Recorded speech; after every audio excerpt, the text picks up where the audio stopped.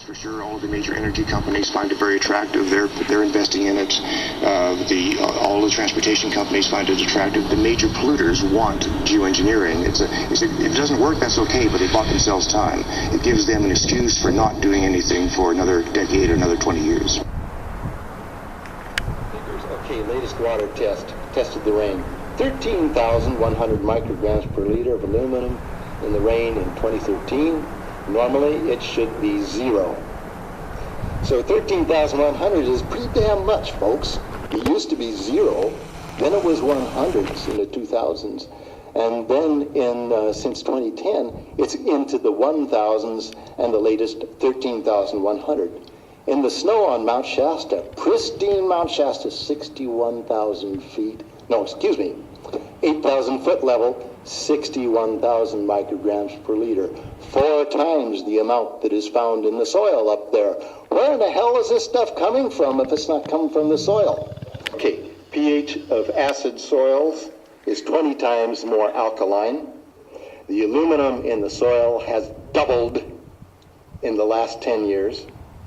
The rain normal was 5.6, it's 20 times more alkaline. Aluminum blocks essential nutrients. I am unable in my garden to restore normal pH, and that's because nanoparticles are now in the circulatory systems of both plants and humans. So welcome. I looked into the literature and some of the reports and YouTube videos, and they were saying that they were dropping one of the ingredients was aluminum.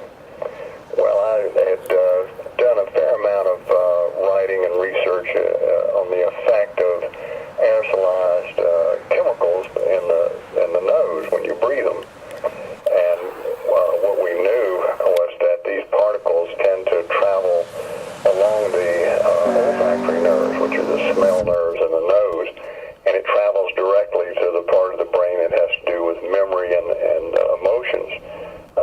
The hippocampus, the entorhinal area, and the prefrontal cortex, and that you can trace these chemicals traveling along that nerve and depositing in this area of the brain. The other thing that was known is that if you aerosolize aluminum, it's one of the metals that passes very easily along this track and directly into the brain, so it bypasses the blood-brain barrier and goes directly into the brain and accumulates.